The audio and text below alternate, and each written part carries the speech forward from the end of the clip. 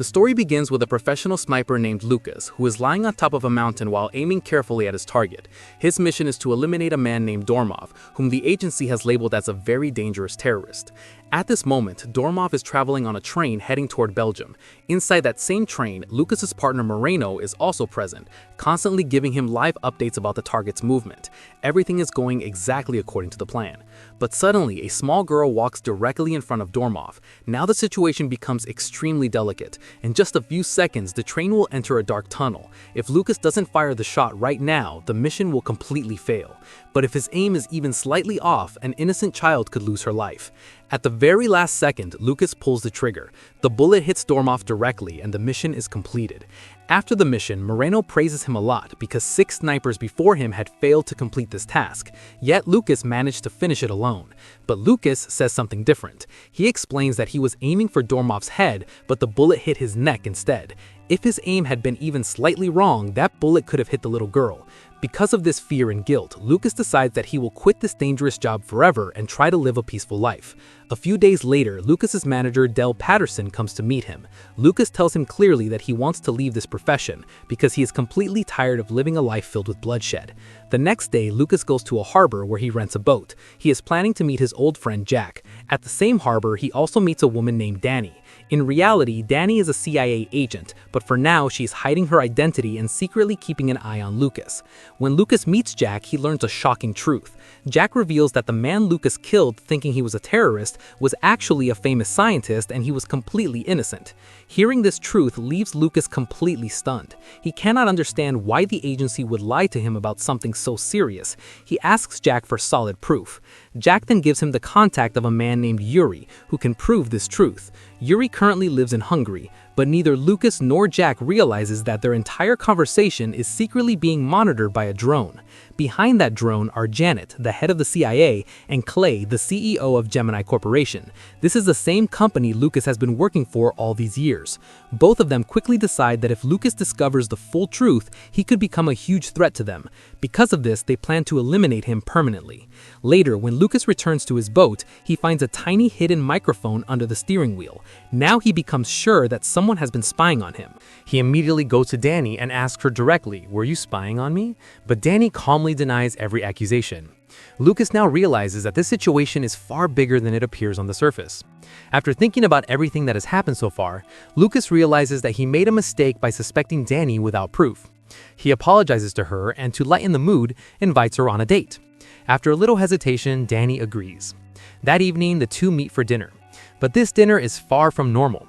During the meal, Lucas quietly places Danny's real CIA identification card in front of her. Now there's nothing left to hide. Danny finally admits that she is indeed a CIA agent, and she had been assigned to keep an eye on Lucas. But she also promises that from now on, she will stop spying on him. After dinner, both of them return to their homes separately. But that same night, Janet's armed agents arrive at Jack's boat. They brutally kill Jack and his girlfriend because Jack had revealed the truth to Lucas. Meanwhile, Lucas is sleeping peacefully at home when a small sound suddenly wakes him up. He realizes that someone has entered his house. Without wasting any time, he calls Moreno and tells him to run away immediately.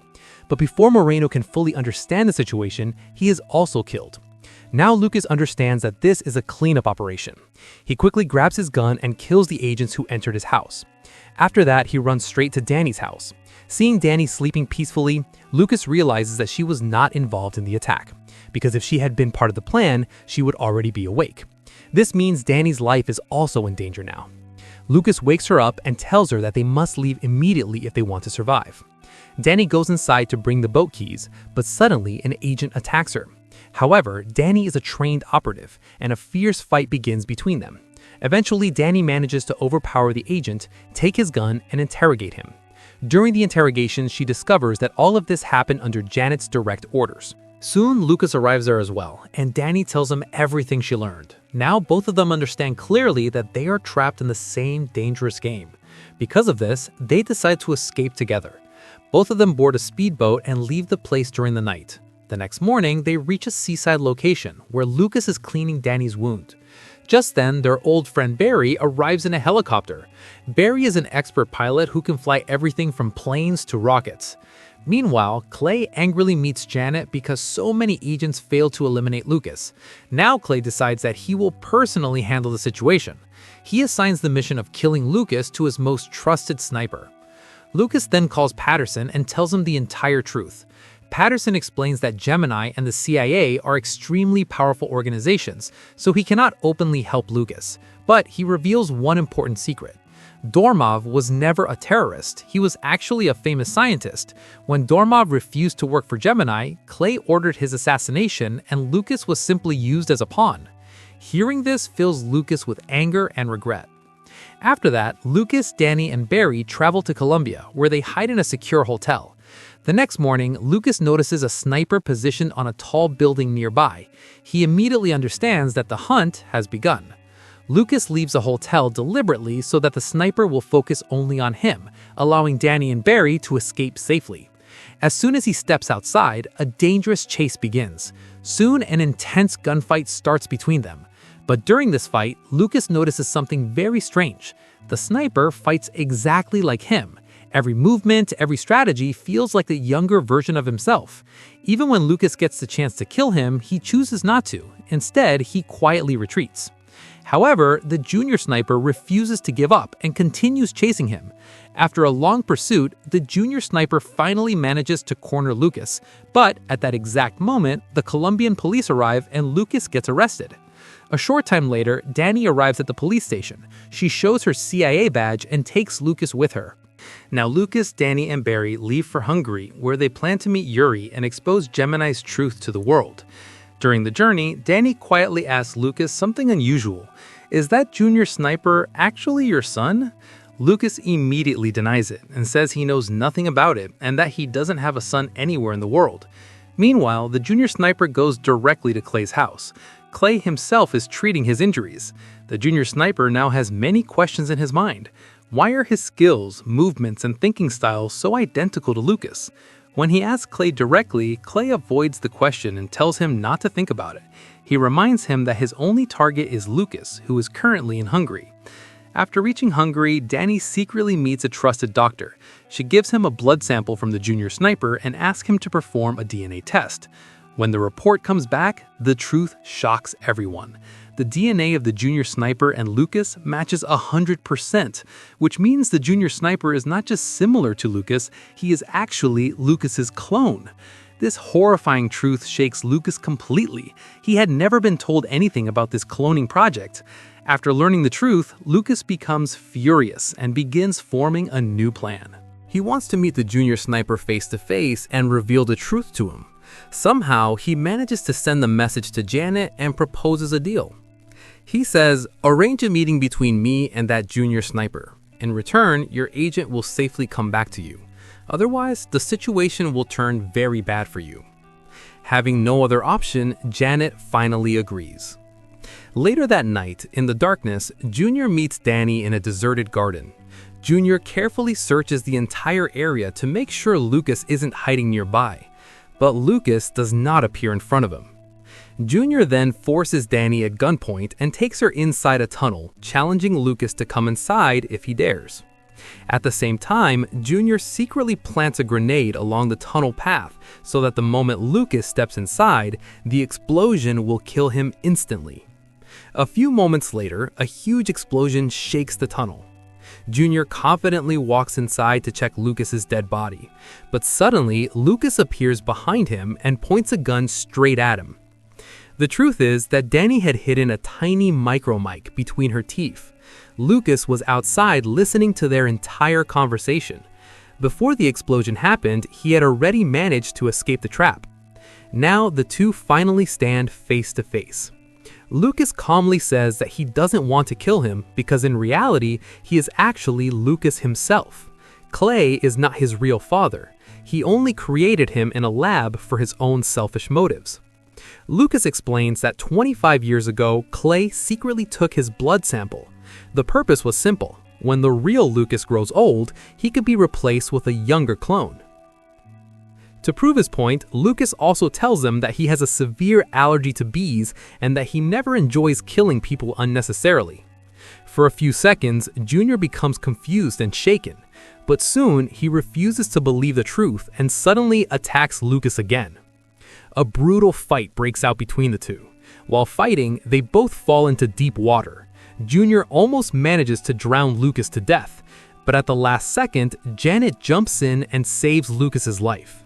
Taking advantage of the chaos, Junior quickly escapes from there.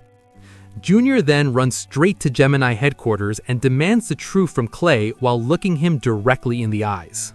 Clay finally admits that yes, Junior is indeed a clone, but he claims that he hid the truth so Junior would not become emotionally weak. According to Clay, he wanted him to grow into the strongest man in the world. With his sweet and manipulative words, Clay once again convinces Junior that even if he is a clone, Clay has always loved him like his own son. Junior has always been hungry for affection, so he falls into Clay's trap once again. After some time, following Clay's orders, Junior tracks Lucas again. This time, he infects Lucas with a dangerous bee venom toxin. Lucas collapses to the ground in pain and begins struggling to breathe. Seeing this reaction, Junior suddenly realizes something. The allergy, the pain, the weakness, everything is exactly the same. Now he becomes 100% sure that he is truly Lucas's clone. At that very moment, his humanity awakens. He quickly gives Lucas the antidote and barely manages to save his life. After that, Junior reveals another shocking secret. Many years ago, Clay had secretly implanted a tracker inside Lucas's body so he could monitor M anytime he wanted. Now that Junior completely understands Clay's truth, he carefully removes the tracker from Lucas's body. His intention is now clear. He wants to stop Clay and destroy this dangerous cloning project forever. After this, Lucas, Junior, Danny, and Barry all head toward a nearby city together. But Clay is not someone who gives up easily. On the way, Junior suddenly receives a call from Clay.